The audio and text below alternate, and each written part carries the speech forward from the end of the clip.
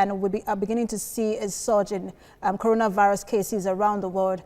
Over 50,000 cases reported in the US and over 40,000 cases reported in Brazil, and that's a single-day infection. And joining us now for more on this is a medical doctor in the UK, Dr. Femi Oyekon. Good to have you join us this hour.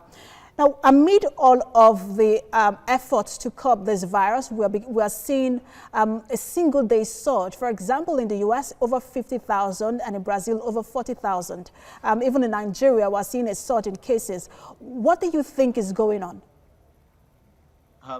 Thank you for making me part of this conversation.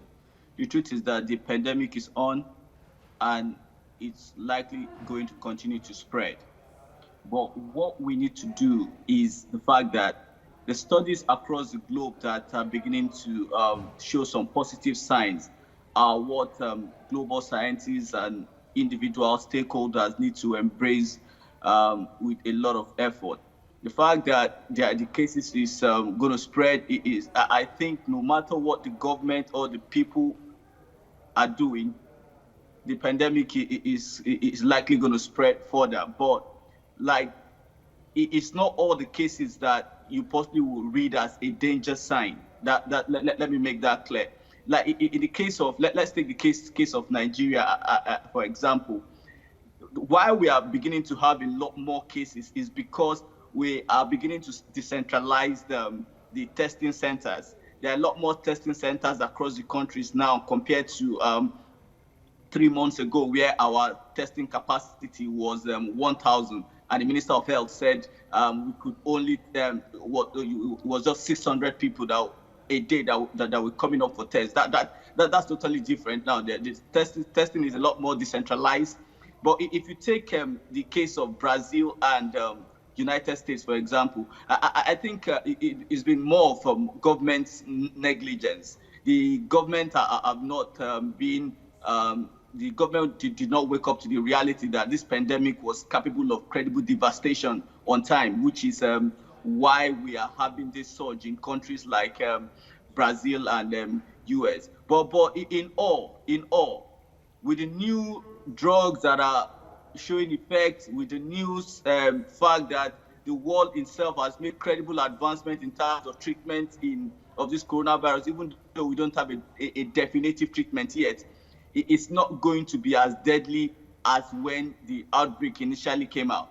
Funnily enough, the World Health Organization seems to have a very different view. They think that a lot of countries are not using the tools at their disposal, and they fear some sort of resurgence in cases. What do you think is missing in terms of efforts by these countries? Well, I'll say that in the case of US, the missing link is politics. Politics, because in 4 months' time is the presidential election, and the coronavirus is looking like a do or break agenda. If the coronavirus spill out of control and the economy is not getting back to what it should be, then there's a likelihood that Trump may lose his election, which is why, even against all scientific explanation, he is going ahead to reopen the economy in full scale. You know, prior to this time, around March, America lost like 10.6 million jobs, which was a very big blow for the president, which campaigned grounds on the economic ground, getting America back to work, making America great again. But that coronavirus changed all of those narratives. But with the last 2 months that he's beginning to open the economy back, I think yesterday he came up with an analysis that they've been able to restart about 4.8 million jobs. To him and to most of his supporters, that's looking like a green light marching on to November. But globally, let me not focus too much on America.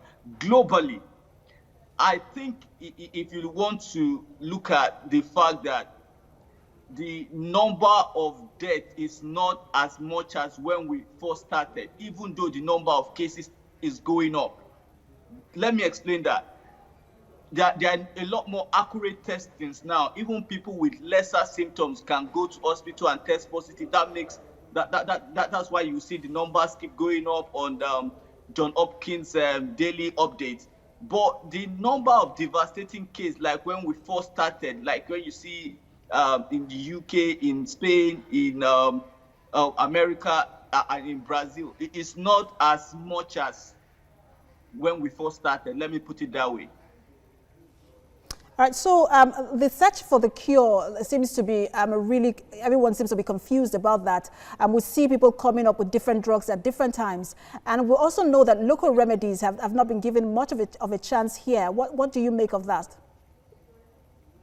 Well, like I said that if you also, I try to sometimes follow the update from the Nigeria Presidential Task Force and also from the Minister of Health and some of his team.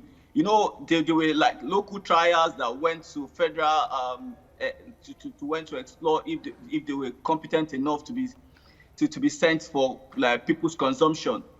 3 were picked, and out of the 3, every one of them failed to meet the WHO standard of recommendation for patient care. Now, that's the situation in Nigeria. Don't forget the fact that in a way, we were supposed to be seen as giant of Africa. But I also know that the vaccine in South Africa is, I think, between this week and in 2 weeks' time, is going to get to the human trial stage. But the effect of it is some of the facts that I have not gotten yet. But I'm still going to liaise with some of my colleagues that are working in South Africa, especially those from the Doctors Without Borders, that I strongly have. I have some of my colleagues doing that job. But in all, other stuffs that are currently being tried, like interleukin-7, which is known to boost T cells, dexamethasone, remdesivir, all of this is making sure that the morbidity and the mortality is going to be significantly reduced, even though we don't have a cure yet for coronavirus. Dr. Femi Oyekon, many thanks for sharing your perspective with us.